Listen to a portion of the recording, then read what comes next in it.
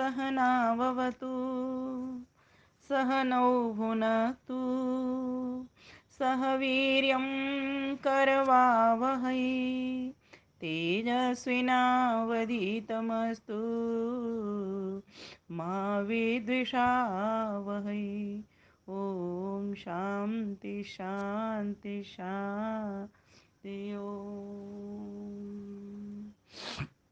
भाग 5 भाग 4 सत्यात प्रकाश पंचम समुल्लास। भाग 4 पर आज हम पहुंच गए हैं, जिसमें संन्यास धर्म का प्रकरण चल रहा है। तो इससे पूर्व भाग में हमने जाना था कि सन्यासी का क्या धर्म है, मनुस्मृति के श्लोक से अध्याय छठे से। तो उसमें हमने बहुत सारे मनुस्मृति के हिसाब से धर्म के लक्षणों को जाना कि कुछ धर्म तो ऐसे हैं जो सभी के योग्य हैं, हर आश्रमी के लिए, हर वर्णी के लिए हैं। जैसे धृति क्षमा दमोस्तेयम शौचम इंद्रिय निग्रह धीर विद्या सत्यम क्रोधो दशकम धर्म लक्षणम। लेकिन कुछ धर्म ऐसे हैं जो कि सन्यासी के लिए विशेष हैं। तो अब प्रश्न उठ रहा है यहाँ पर कि सन्यास ग्रहण करना ब्राह्मण ही का धर्म है व क्षत्रिय आदि का भी। मतलब सन्यास आश्रम में प्रवेश ब्राह्मण ही करेगा या क्षत्रिय आदि भी कर सकते हैं, इस तरह से प्रश्न किया गया है पूर्व पक्ष की ओर से। तो सिद्धांति ईश्वरदेव दयानंद सरस्वती ही उत्तर दे रहे हैं। प्रश्न भी उन्हीं के द्वारा है और उत्तर भी उन्हीं के द्वारा है। प्रश्न हम सब व्यक्तियों को देख करके, सामान्य व्यक्तियों को देख करके है, और उत्तर जो विशेष ज्ञान रखते हैं सन्यासी, अर्थात अपना है उनका। तो प्रश्न भी उन्होंने हमारी शंका को देखते, क्योंकि हमारे मन में भी ये प्रश्न आता है कि सन्यास ग्रहण ब्राह्मण ही करेगा, क्षत्रिय कर सकता है कि नहीं कर सकता। इसलिए ये प्रश्न उठाया है कि सन्यास ग्रहण करना ब्राह्मण ही का धर्म है, वह क्षत्रिय आदि भी सन्यास ग्रहण कर सकता है।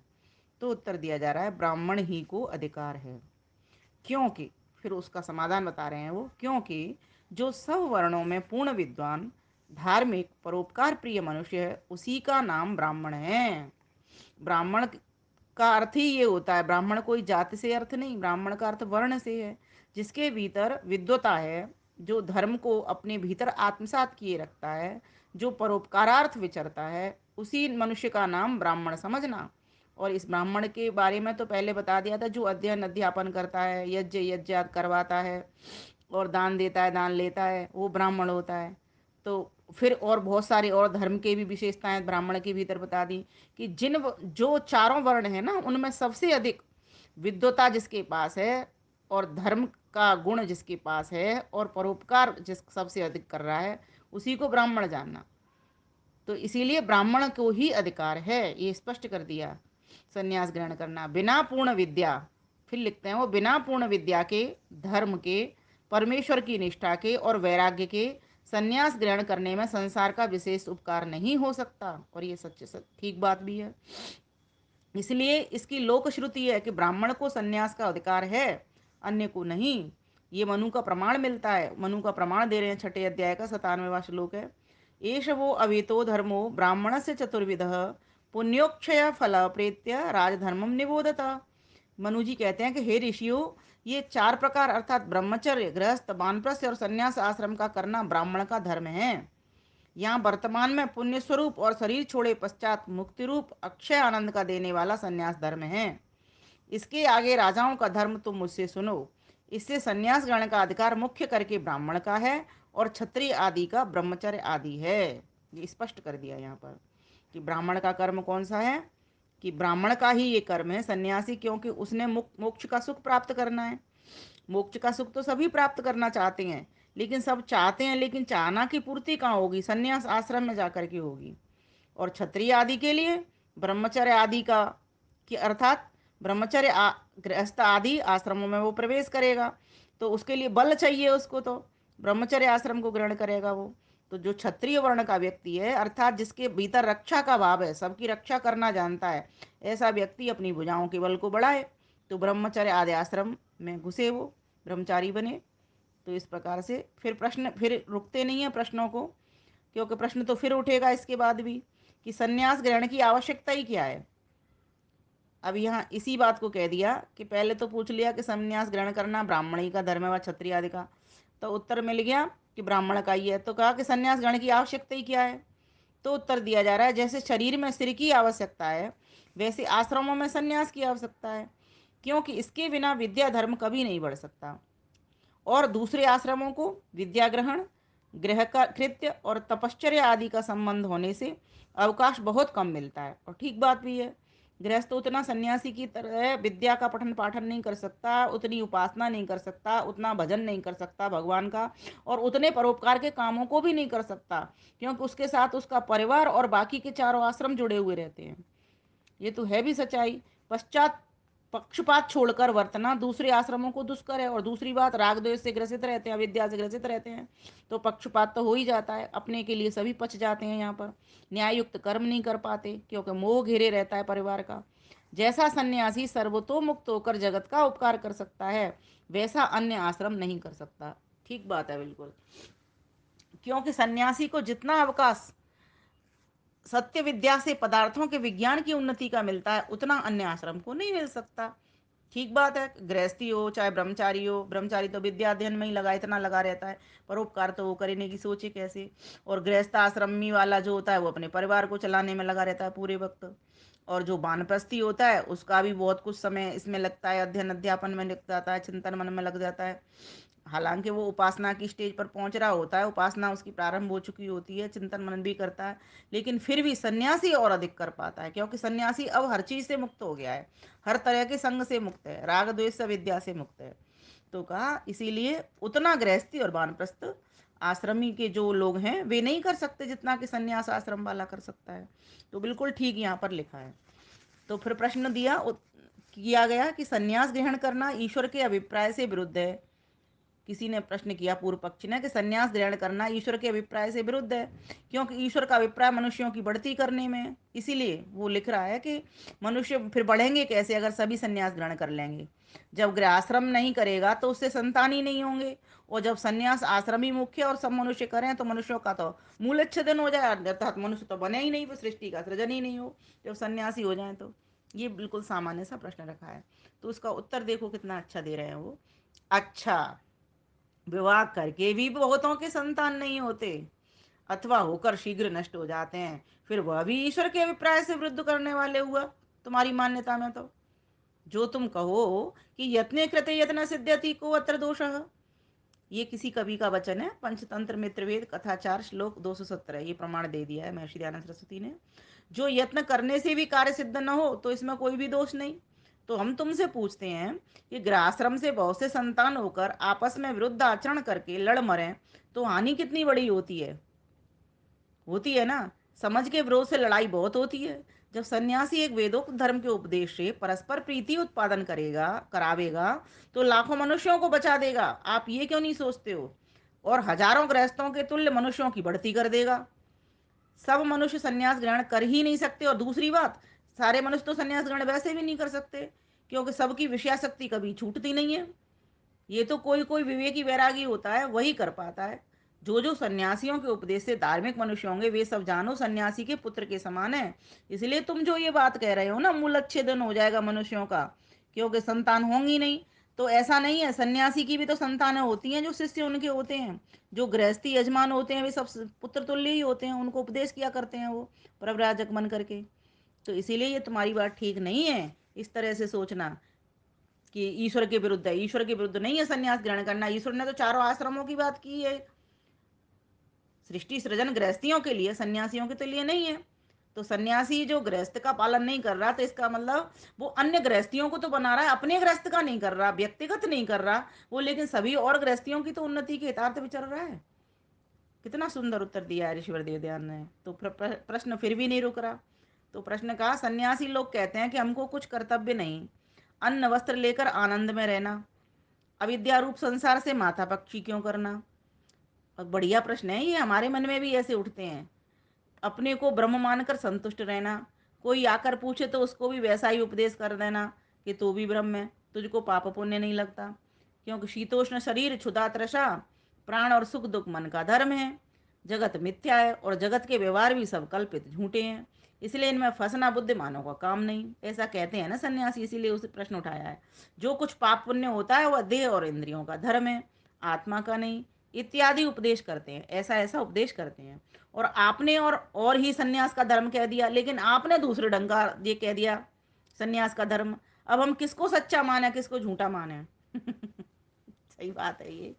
व्यक्ति, सामान्य व्यक्ति के पास तो इतनी बुद्धि नहीं है ना, तो वो किसको सच्चा माने, किसको झूठा माने? देखो ऋषिवर देव दयानंद सरस्वती का चिंतन कितना जबरदस्त है। तो उत्तर देते हैं, क्या उनको अच्छे कर्म भी कर्तव्य नहीं? देखो, वैदिक कर्म भी, मनुस्मृति 675 अभी हमने पहले पढ़ा था। वैदिक कर्म जो कि धर्मयुक्त सत्य कर्म है, सन्यासियों को भी अवश्य करना लिखा है। वेदोक्त कर्म तो करेगा ना सन्यासी भी, सभी कर्मों से छुट्टी थोड़ी है। क्या भोजन छादन आदि कर्म वे छोड़ देंगे सन्यासी? जब ये कर्म नहीं छोड़ते तो उत्तम कर्म छोड़ने से वे पतित नहीं होंगे क्या? इसीलिए उत्तम कर्म भी उनको नहीं छोड़ने हैं।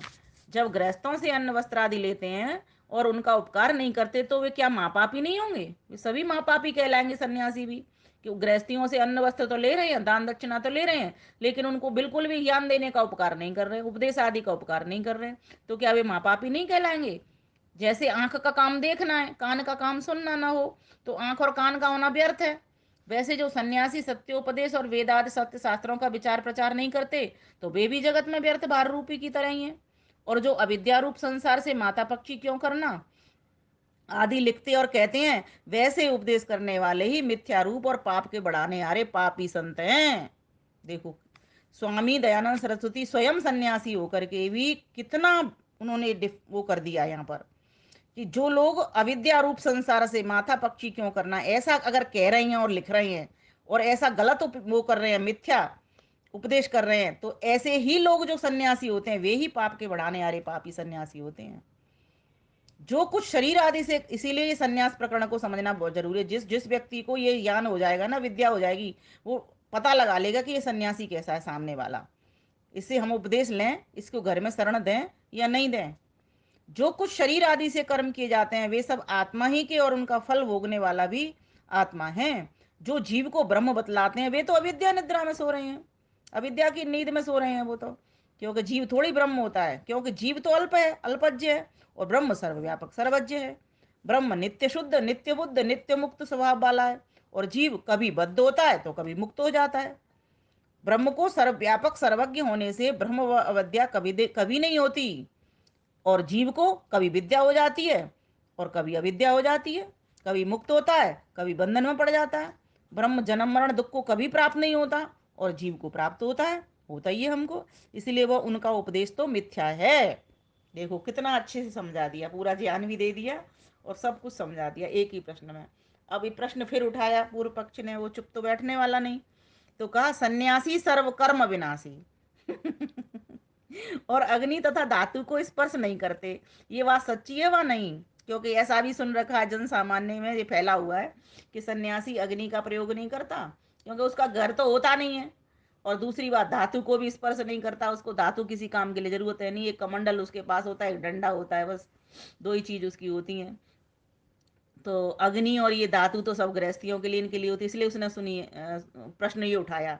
बड़ा अच्छा प्रश्न है ये बात सच्ची है व नहीं है? बिल्कुल भी वो भ्रम नहीं रहना देना चाहते हमारे अंदर, सोचो। तो उत्तर दे रहे हैं कि नहीं, ये बात सच्ची नहीं है।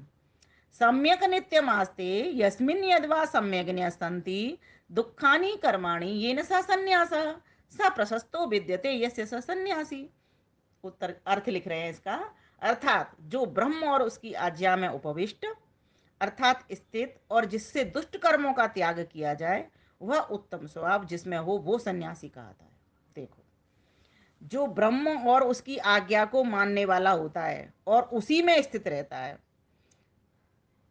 अर्थात जो ईश्वर की ही तो आज्ञा में चलता है और ईश्वर की ही उपासना करता है, अर्थात योग में ही स्थित बना रहता है, ईश्वर ही उसका एक मुख्य विषय रहता है, और दुष्ट कर्मों से सर्वथा पृथक रहता है, ऐसा उत्तम स्वभाव जहां हो उसको सन्यासी समझना।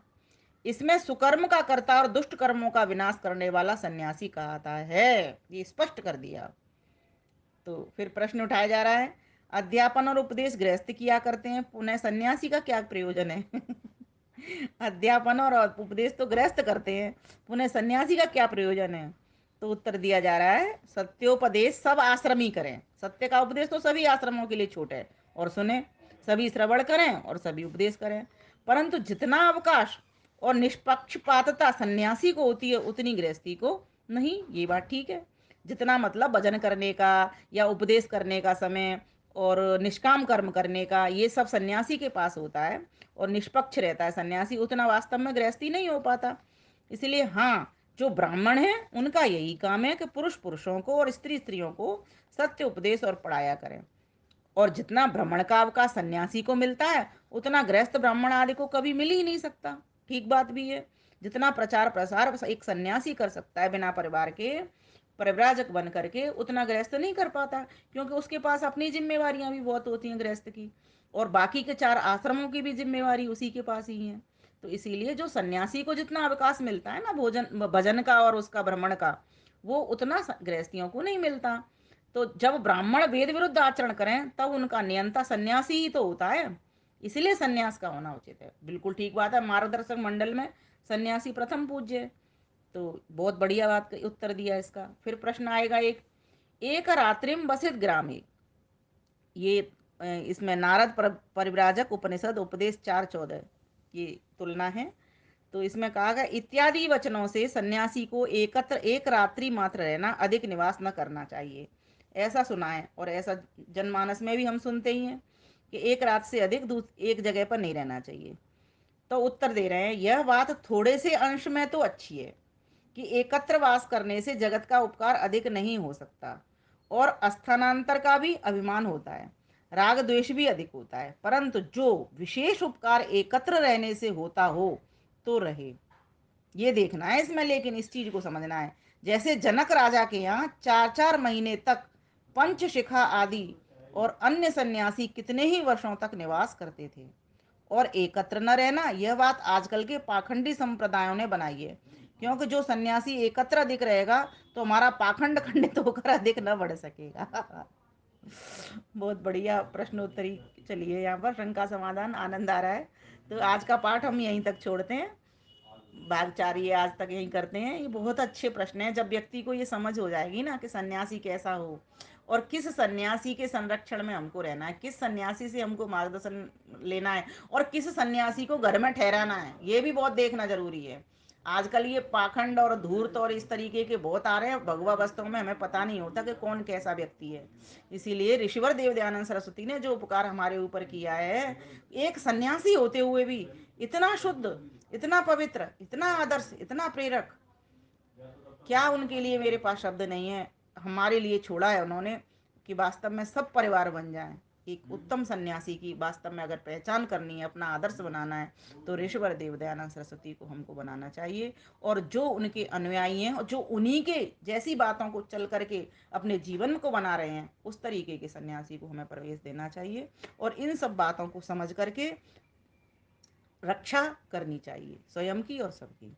तो ये बहुत अच्छा प्रकरण है। चाहे भले ही हम संन्यास आश्रम में नहीं हैं, लेकिन जब संन्यास आश्रम का सही मायने में धर्म कर्तव्य कर्म समझ जाते हैं हम, तो हम उन सन्यासियों से लाभ ले पाते हैं जो सही में आदर्श और प्रेरक हैं। उन ऐसे सन्यासियों का हम, ऐसे महात्माओं पूज्य संतों का हम मार्गदर्शन लेने में सफल हो पाते हैं। क्योंकि आजकल बहुत बनावटी कार्य चल रहा है सब जगह पर, ये हर आश्रम में, हर वर्ण में है। इसीलिए ये ध्यान रखने योग्य है कि जो पूज्य जन होते हैं वे, इनका जीवन कैसा है।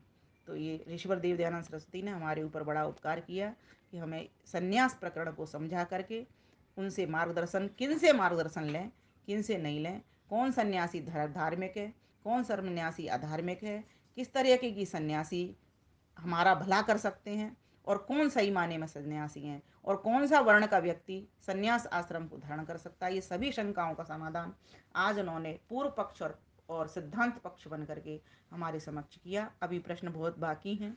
आप डटे रहिए, टिके रहिए और ये ज्ञान लेते रहिए। अब मुझे लग रहा है एक भाग और इसका रह जाएगा, इसको हम अगले भाग में पूरा कर देंगे। पंचम समोल्लास छोटा सा ही था, ये पूरा हो जाएगा। फिर छठा समोल्लास राजा प्रजा धर्म आएगा इसके आगे में। तो आज के लिए इतना ही। आप सभी का बहुत बहुत धन्यवाद। वीडियो साझा करें, अपने साथ साथ सभी का ज्ञान वर्धन करें। प्रत्येक को अपनी ही उन्नति से संतुष्ट नहीं रहना चाहिए, किंतु सबकी उन्नति में अपनी उन्नति समझनी चाहिए। ऋषिवर देव दयानंद सरस्वती की जय। धन्यवाद। नमस्ते।